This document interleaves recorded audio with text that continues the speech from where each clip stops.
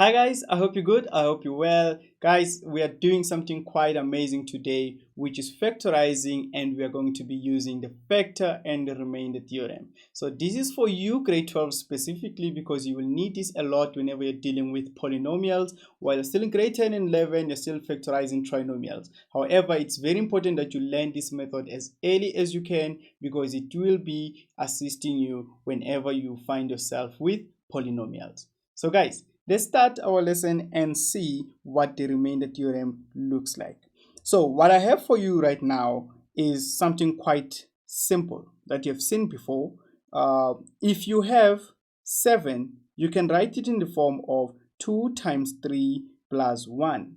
However, before we actually arrive to that, this is what we had. So if you had a question that says divide 7 by 2. So if you want to divide 7 by 2, yes, you will get a value 3.5, right? However, we want to write this whole thing in whole numbers, and how do we write it? So if we want to write 7 divided by 2, we can easily now break it down in that form. So yes, I have 2 times 3, which gives me 6 plus a 1, which will be now your remainder. And this is how we name everything that we need here. So 7, which was the number that we were dividing, we call it the dividend. And 2, because it was dividing the 7, we call it the divisor. While 3 was the answer that we found. How many times does 2 go into 7? It goes 3 times. So we call it the quotient. While it goes 3 times, it leaves down 1 as your what? As your remainder. So here, using the remainder theorem, we need to account for every value that is there. So we need to account that yes, 3 was there, that's what we found, which is the quotient. However, there was a remainder 1. So that is why we say we have the remainder theorem. Now, we are not doing this math. This is the math that we actually do right now. So if you are dividing a polynomial, your answer will be given by d of x, which is a divisor, multiplied by the quotient. So d of x multiplied by q of x plus r of x, which is now your remainder. Okay, so this f of x is actually the polynomial, and then you break it down into d of x and q of x plus r of x. So a polynomial p of x divided by cx minus d gives a remainder of p of d divided by c. So you should get a remainder of the value of d divided by the value of c. And also the value of the remainder r, or you can write it as r of x, is obtained by substituting x equals d divided by c into the polynomial p of x. So it means if you find yourself, let me just take the top part that says cx minus d. So if you have cx minus d and you equate this to 0, so solving for x in this case, it means you need to take d to the other side. So you find yourself with c of x, cx equals d. And if solving for x, it means you must divide by c. You divide by c both sides, and so it means x will be d divided by c. So that is how you actually find the value of the remainder. So if you substitute any value, okay, if you substitute any value in the form of d over c, it should give you the remainder r, or r of x. Okay, so I will be simplifying this to you whenever we are dealing with whenever we do our first example, but I want you to understand first what we have on top there is how we break down a polynomial, and that is how we actually find which remainder will be there.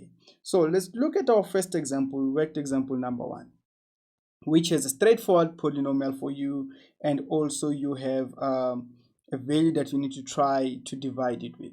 So use the remainder theorem to determine the remainder when p of x, which is equal to 3x to the power of 3 plus 5x to the power of 2 minus x plus 1 is divided by the following linear polynomial. So I have this linear polynomial for you, which is x plus 1.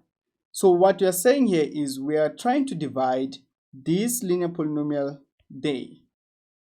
And the rule says if you have c of x minus d, you equate it to 0 and the value of x will be given by d over c. So if it is given by d over c like that, it means what you have there, it is what we call r of x. So the answer that we find there, whenever we substitute it on the polynomial p of x, it is the remainder. So this means that since I have x plus 1, I equate it to 0. And I will have x as negative 1. So it means now I need to substitute x as negative 1 on the polynomial that I have above. So the polynomial p of x, so now I have to find p of negative 1. So it means now on p of negative 1, while the equation is 3x to the power of 3 plus 5x to the power of 2 plus minus x, so that's minus x there, minus x plus 1.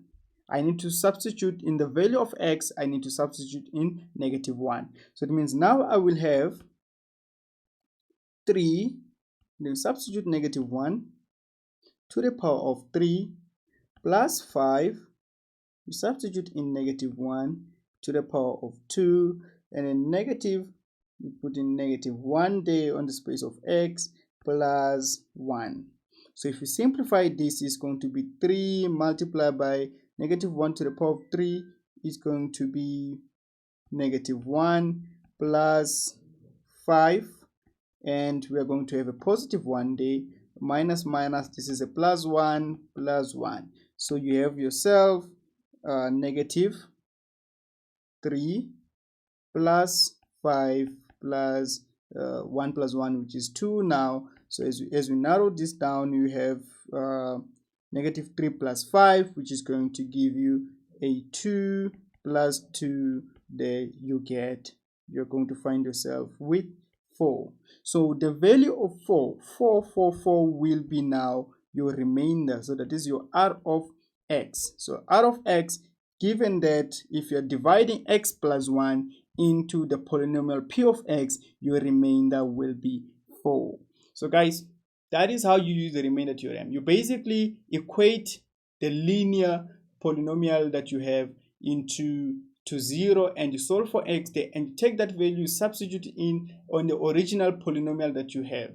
The value that you find is called your remainder and can be written in the form of r of x or remainder r. Okay, so I can write it here as r of x, or say this is simply remainder r. Now, as we move to the next one, we find ourselves with what we call the factor theorem. So the factor theorem is a bit different now from what we called the remainder theorem previously, because if a value has to go inside any polynomial, it should give you the remainder 0. So it means it divides perfectly. So as it says that if an integer a, so if integer a is divided by an integer b, so we're dividing integer a with integer b, the answer is q with the remainder r equals 0. Then we know that b is a factor of a. This can also be written in this form. So if I divide a over b, if I have a over b and it gives me q plus r, okay? Now remember, it says r must be 0.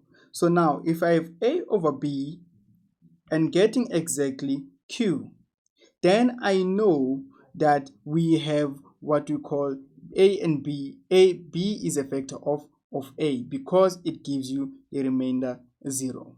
So if the polynomial p of x is divided by cx minus d and the remainder given by p d divided by c is equal to 0, then C of x minus D is a factor of P of x.